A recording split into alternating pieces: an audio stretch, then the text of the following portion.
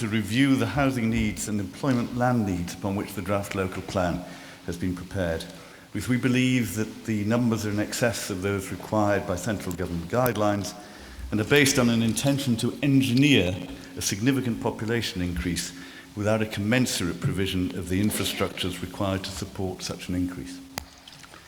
The draft local plan is little different from the previous draft, which was open to public consultation in July and August, and upon which there was an unprecedented response of over 6,000 comments from nearly 3,000 respondents, most of which were to object to the various sites identified for housing or employment.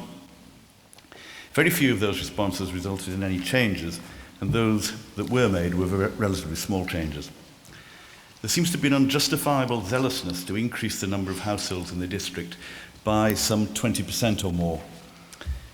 We don't deny the need for more housing, but it's a matter of scale and type. The draft local plan doesn't address seriously the issue of affordability. What is affordable?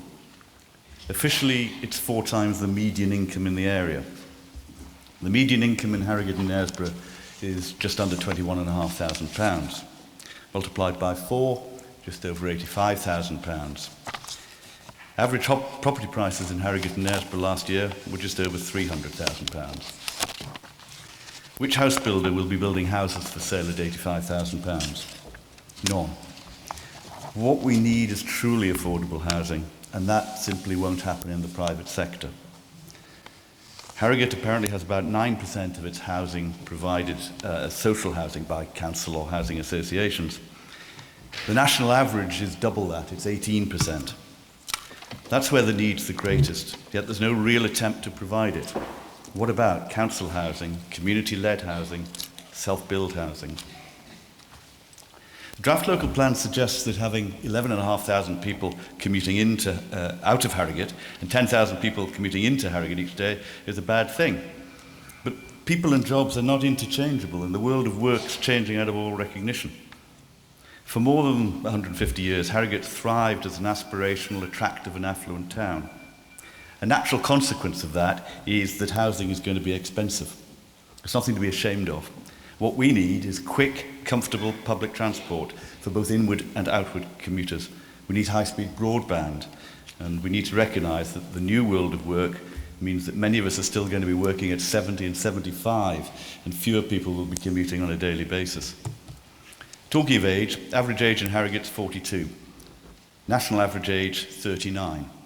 Hardly a material difference, and very reflective of the fact that until about that age, Harrogate is not really seen as a great place to live. It lacks the amenities of city life that appeal to 22-year-olds and 32-year-olds. But the draft local plan is predicated on a mission to reduce the average age of Harrogate residents, for which there's just no rationale.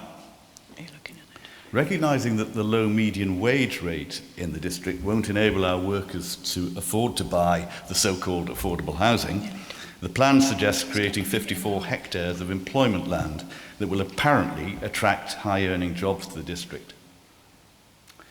This is not going to become Silicon Dale. Our tertiary education establishment teaches hairdressing and catering, and we are told that its principal has complained that her lecturers can't afford to buy homes in Harrogate, let alone its graduates. Science and technology centres form in or around cities and towns that have universities, that have transport links and have large communities of like-minded people. That's why York has a really thriving science park. These businesses don't occupy lots of properties, so what are we going to put in our 54 hectares? Well, we all know that 10 years down the track, 54 hectares will be covered by tacky retail parks and distribution warehouses. And guess who they'll employ? That's right, people on or around the national living wage who won't be able to afford to live here. But the real elephant in the room with the draft local plan is infrastructure.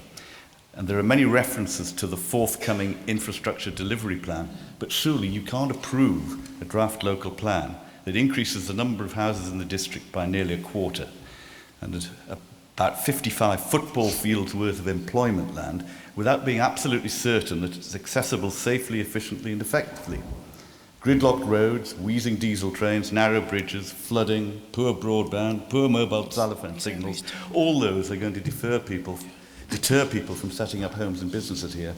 And that's without mentioning health and education. I'm sorry to disturb you, Mr. Kaye. I've done it, have I? I've used my 5 minutes? Well, I've been very generous. I'll give you a little more because it's Christmas.